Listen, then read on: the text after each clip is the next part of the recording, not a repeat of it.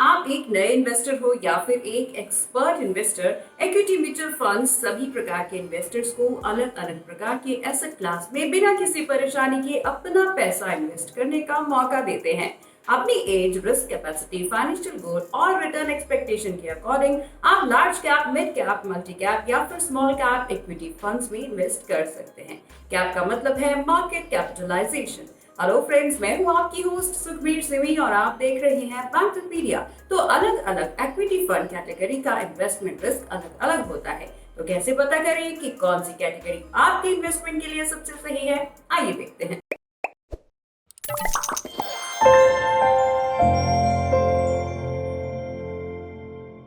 Small cap और mid cap में investment. अगर आप ज्यादा रिटर्न एक्सपेक्टेशन और ज्यादा रिस्क एपेटाइट वाले इन्वेस्टर हैं तो टॉप रेटेड स्मॉल और मिड कैप फंड्स आपके लिए ज्यादा फायदेमंद हो सकते हैं। इनसे आपको ज्यादा रिटर्न मिल सकता है। आप जितनी जल्दी शुरुआत करेंगे, आपके इन्वेस्टमेंट को बढ़ने और डिजायर्ड रिजल्ट्स देने के लिए उतना ज्यादा समय मिलेगा।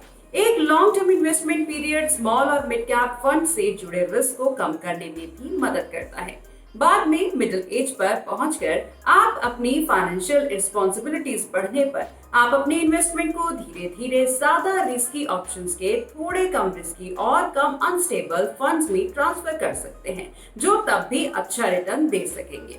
इसके अलावा रिस्क को कम करने और बेहतर रिटर्न पाने के लिए आपके इन्वेस्टमेंट को अलग अलग म्यूचुअल फंड कंपनियों, अलग अलग एसेट क्लास और अलग अलग शेयर्स में डाइवर्सिफाई करना भी जरूरी है। यंग इन्वेस्टर्स स्मॉल और मिड कैप फंड्स में ज्यादा एक्सपोजर ले सकते हैं, लेकिन वो तब भी इन्वेस्टमेंट गोल्स के अकॉर्डिंग ही होना चाहिए। मल्टी कैप फंड्स में इन्वेस्टमेंट। अगर आप इक्विटी फंड्स में इन्वेस्ट करना चाहते हैं लेकिन ज्यादा रिस्की एक्सपोजर नहीं लेना चाहते, जैसे स्मॉल और मिड कैप फंड्स में इन्वेस्ट नहीं करना चाहते, तो आप top rated multi cap funds में इन्वेस्ट कर सकते हैं। ये यंग और मिडिल एज दोनों तरह के इन्वेस्टर्स के लिए सुटेबल है। मार्केट कैपिटलाइजेशन के व्यू से ये फंड्स अच्छी तरह डाइवर्सिफाइड भी होते हैं।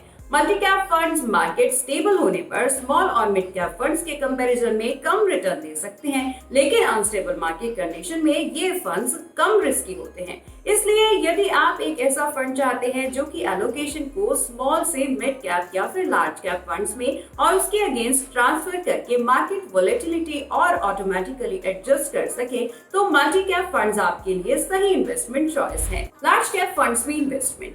यदि आप मिडिल एज्ड हैं और डेबिट फंड से ज्यादा रिटर्न चाहते हैं लेकिन ज्यादा इन्वेस्टमेंट रिस्क नहीं लेना चाहते, तो आप लार्ज कैप फंड्स में इन्वेस्ट कर सकते हैं। ये भी अनस्टेबल मार्केट में स्टेबल रिटर्न दे सकता है। इनमें कम रिस्क होता है, जिससे ये मिड और स्मॉल कैप इक्विटी में ज्यादा एक्सपोजर वाले फंड्स के कंपैरिजन में मीडियम रिटर्न देते हैं। अगर आप रिटायरमेंट के करीब या फिर बहुत ज्यादा फाइनेंशियल रिस्पॉन्सिबिलिटी वाले मिडिल एज्ड पर्सन हैं या फिर लो रिस्क टॉलरेंस वाले एक यंग इन्वेस्टर हैं, तो top rated large cap funds आपके लिए सबसे अच्छा इन्वेस्टमेंट चॉइस हो सकता है। तो आज आपने इस एपिसोड में सीखा कि किसी अन्य इन्वेस्टमेंट प्रोडक्ट की तरह इक्विटी म्यूचुअल फंड प्रोडक्ट का चयन भी आपके फाइनेंशियल गोल्स के अकॉर्डिंग ही करना चाहिए। अगर आपके फाइनेंशियल गोल्स लॉन्ग टर्म के हैं और आपकी रिस्क कैपेसिटी ज्यादा है, तो आप स्मॉल और मिड कैप फंड्स में अपने इक्विटी एलोकेशन का बड़ा हिस्सा इन्वेस्ट कर सकते हैं।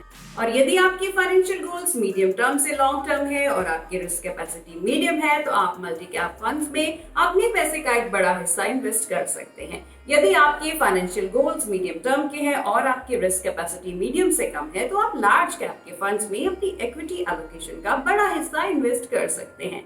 इसके अलावा आपको उम्र बढ़ने पर, रिस्क एपेटाइट या फिर रिटर्न एक्सपेक्टेशन बदलने पर अपने एलोकेशन को स्मॉल मिड कैप से मल्टी कैप पर लाना चाहिए। लेकिन याद रखें कि पास्ट परफॉर्मेंस फ्यूचर रिटर्न्स की गारंटी नहीं देते हैं। अपने दम पर एक इन्वेस्टमेंट स्ट्रैटेजी बनाने में अनेबल होने पर एक सर्टिफाइड इन्वेस्टमेंट प्लानर से कंसल्ट करना हमेशा बेहतर होता है। तो बैंकरपीडिया के इस एपिसोड को लास्ट तक देखने के लिए आप सभी का बहुत बहुत धन्यवाद।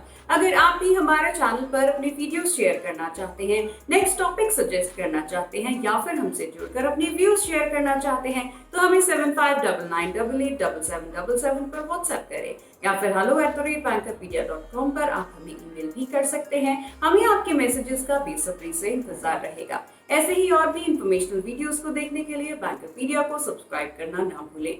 मिलते हैं किसी और एपिसोड में किसी और इंफॉर्मेशनल वीडियो के साथ। Till then take care and good bye.